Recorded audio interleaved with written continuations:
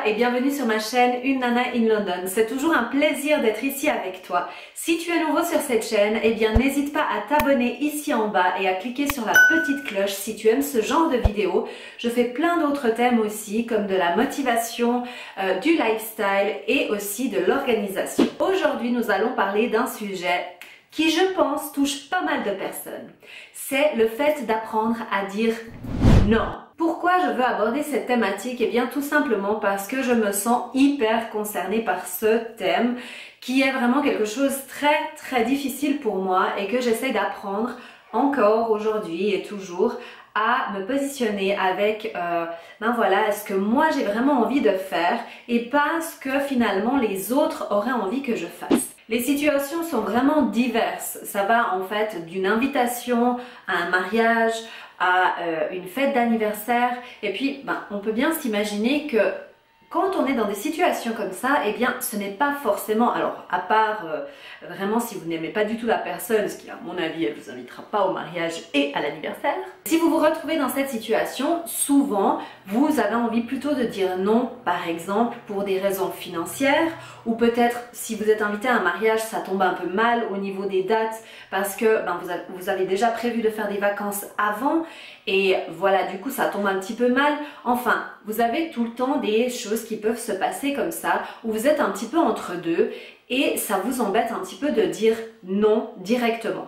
Ce genre de situation n'arrive pas que dans des épisodes de famille ou amis ou autres, ça peut aussi arriver dans votre travail. Dans le sens où, bien sûr, nous avons nos tâches à faire dans notre travail et c'est normal.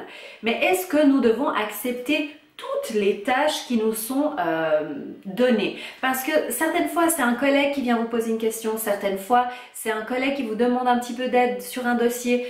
Enfin, j'en passe, ça dépend où vous travaillez, mais vous connaissez bien ça, j'en suis sûre. Et puis, certaines fois, vous n'avez pas le temps. On a tous 24 heures dans une journée. Et bien ici, ce qu'on va faire maintenant pour apprendre un petit peu à dire non, c'est de vraiment s'écouter. C'est ça qui est le plus important. Donc il faut écouter votre tête, votre mental, mais aussi sentir votre corps. Qu'est-ce qu'il vous dit? Est-ce que votre corps vous dit non, pas trop, pas trop? Et puis votre tête a envie de dire tout de suite oui, parce qu'elle est habituée à dire oui? Alors là, il faut vous poser une question. Dès que vous avez quelque chose qui vous freine à l'intérieur, vous devez le ressentir et vous devez apprendre à en fait l'intégrer. Ensuite, c'est clair qu'il y a trois possibilités. Soit directement vous voulez aller à ce qu'on vous a invité, de participer ou autre, et puis là, il n'y a même pas de question à se poser. La deuxième catégorie, c'est celle où vous êtes sûr que vous ne voulez pas aller, et ça, on va voir comment le faire après, comment dire non d'une façon élégante. Et la troisième qui est souvent la plus difficile, c'est celle où on est un petit peu entre deux. Où par exemple on se dit, le timing n'est pas vraiment top, mais cette personne est quand même venue à mon anniversaire, qu'est-ce que je fais? En fait, nous allons vraiment garder tout ça le plus simplement possible avec des exemples. Il n'y a rien de très savant là-dedans, mais c'est juste pour peut-être te rassurer que oui, tu peux le faire de cette manière-là et que, en fait, on n'est pas obligé de dire non directement parce que c'est vrai que des fois, de dire non directement, ça passe pas très bien. Tu vois comment? Eh bien, dans mon exemple du oui, non, peut-être, je ne suis pas très sûre, eh bien, ne réponds pas tout de suite. Tu dis, écoute, je te donne une réponse demain, ce soir, je vais regarder. Voilà, vous essayez de vous laisser un petit peu plus de temps au lieu de devoir répondre directement oui ou non. Alors par exemple, quelqu'un vous invite pour vous parler d'un projet et il vous invite à aller au restaurant pour que vous puissiez en parler. Eh bien vous vous dites, ça m'embête un peu de perdre 3-4 heures pour aller discuter de ce sujet-là.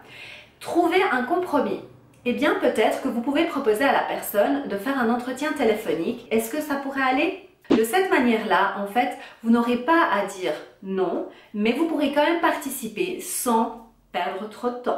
Si votre réponse sera non, eh bien, de nouveau, appliquons la même méthode qu'avant, c'est-à-dire de ne pas répondre tout de suite, de demander un petit peu de temps et que vous reviendrez vers la personne quand vous auriez pu vérifier vos disponibilités, etc. Ensuite, quand vous répondrez à la personne, eh bien, essayez d'être assez bref et de ne pas rentrer dans des excuses qui s'éternisent.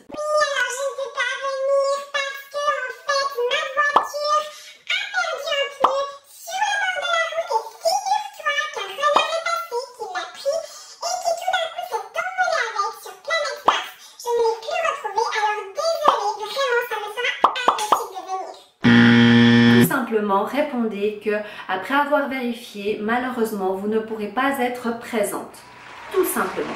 Ce que je ne te conseille pas, par contre, c'est de raconter des mensonges en inventant n'importe quoi parce que il se peut que plus tard dans ta vie, tu ne vas plus te souvenir de quelle était ton excuse et là, c'est pas top. Pour terminer cette vidéo, je voulais partager avec toi quelque chose qu'a dit Oprah Winfrey qui vraiment parle du fait justement d'apprendre à dire non parce que pendant des années et des années, elle a eu de la difficulté à le faire et je voulais vraiment partager et finir cette vidéo avec ça. J'avais 40 ans avant d'apprendre à dire non. Le mot oui sortait de ma bouche avant même que je ne le sache. Je voulais satisfaire les attentes de tout le monde. J'ai commencé à examiner l'intention derrière mon oui quand en fait je voulais vraiment dire non. Je disais oui pour que les gens ne soient pas en colère contre moi et qu'ils pensent que j'étais quelqu'un de bien. Mon intention était de faire en sorte que les gens sentent que j'étais celle qu'ils pouvaient appeler, compter sur, à la dernière minute, quoi qu'il en soit. Et c'était exactement ce que mes expériences reflétaient, un barrage de demandes dans tous les aspects de ma vie. Le 10 avril 1994, j'ai écrit ces mots que je garde sur mon bureau. Plus jamais je ne ferai quoi que ce soit pour quiconque si je ne ressens pas l'envie directement au fond de mon cœur. Je ne vais pas assister à une réunion, faire un appel téléphonique, écrire une lettre, parrainer ou participer à toute activité dans laquelle chaque fibre de mon être ne retentisse pas oui. Je vais agir en étant fidèle à moi-même.